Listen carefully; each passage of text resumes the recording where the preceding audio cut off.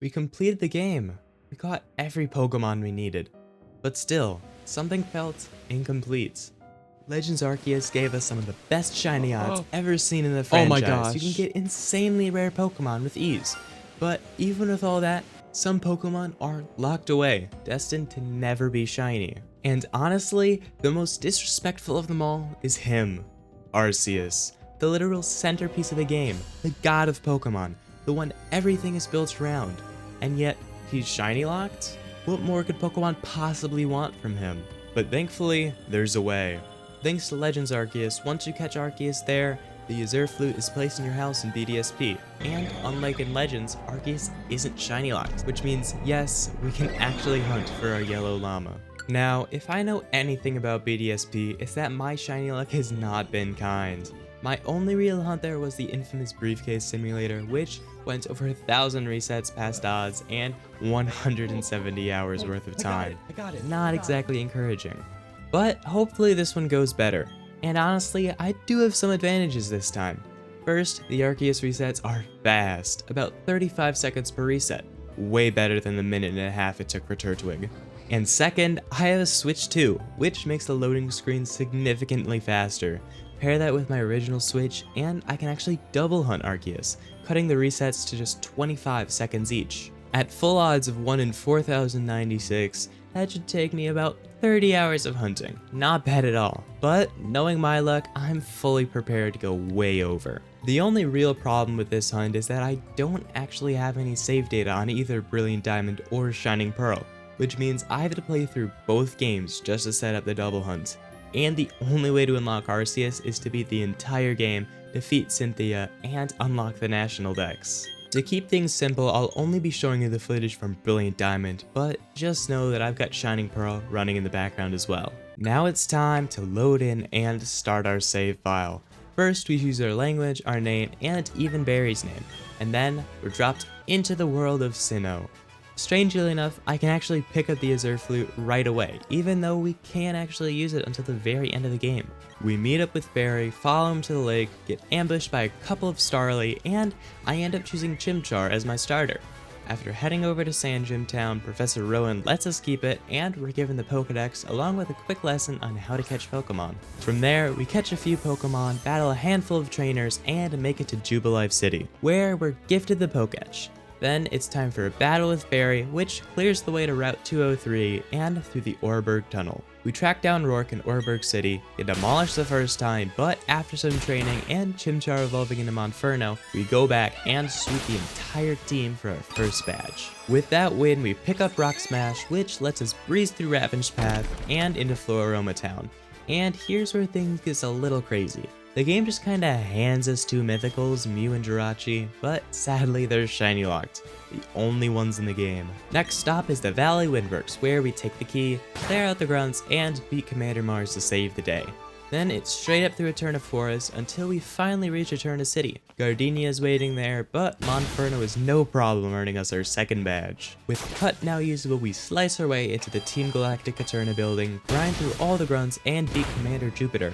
That saves the bike shop owner, and as a thanks, we score ourselves a free bike. From there, it's Route 206 into Mount Coronet, and before long we're in Hearthome City. We chat with Fantina, participating in a few contests, and stop by the Lost Tower to snag the HM for strength. After that, it's a straight shot to Salatian Town, which honestly doesn't have much going on, so we just keep pushing forward until we reach Veilstone City. Once we're there, I raid the department store for some ridiculously strong TMs and slap them on Mew, who basically becomes my main for the rest of the game. We also get a new outfit, then challenge Maylene for the Cobble Badge. She goes down, giving us access to Fly, which I totally forgot to grab and didn't get until much later in the story. After helping Dawn recover her stolen Pokedex from some galactic grunts, we bike our way down to Pastoria City.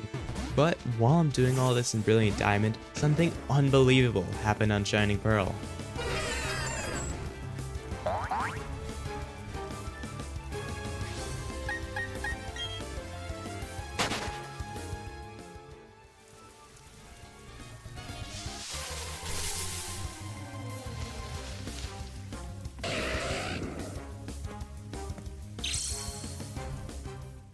What the heck? What? What?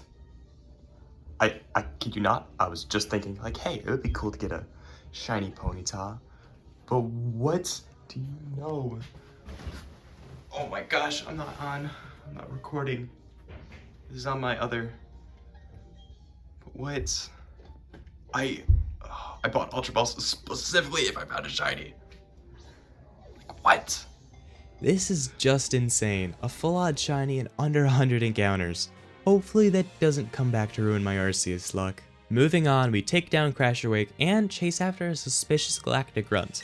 Along the way, we bump into Cynthia, who hands us some secret medicine to cure the Psyducks blocking Route 210. But right after giving them the medicine, I realized I completely forgot to grab Defog. So back I go all the way to Pastoria City and into the Great Marsh just to pick it up.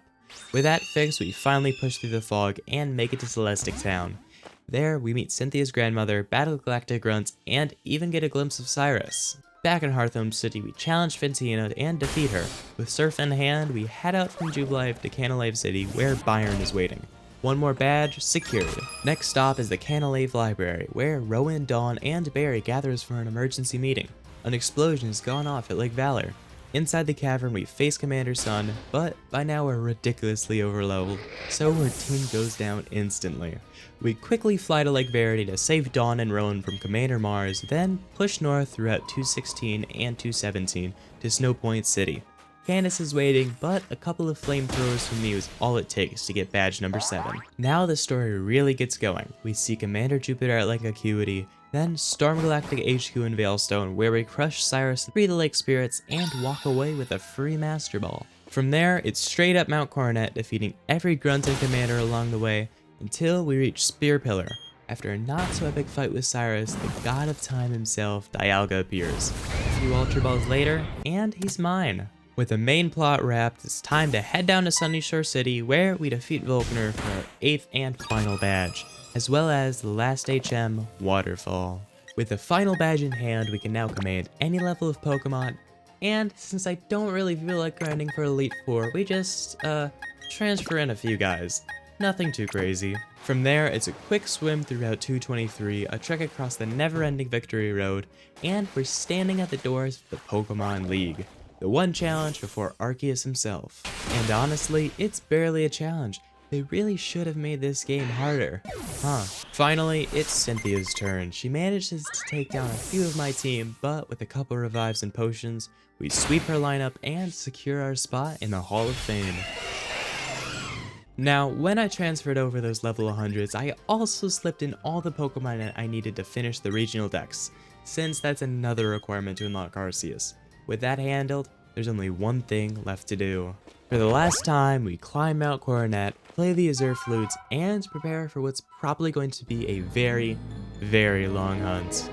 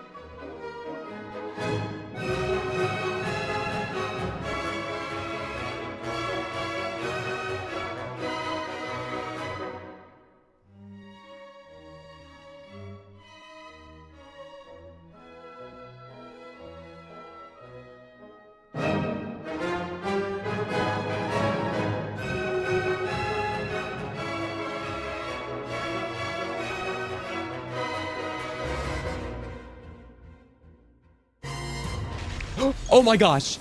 Oh my gosh! No way, no way, no way. Oh my god, guys. No. Oh my gosh. Okay, wait. Put it here. Now we're gonna have to. Oh my gosh. He's beautiful. Look at him. Oh my gosh. He's real. That was so fast.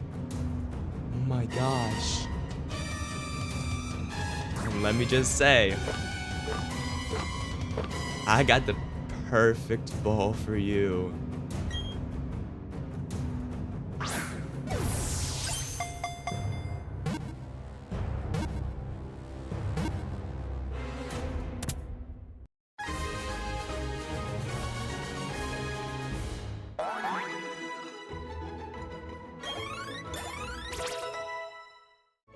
Oh my gosh.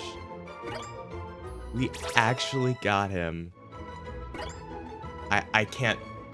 I'm speechless. That was so under odds. Oh my gosh. Oh, he is so beautiful.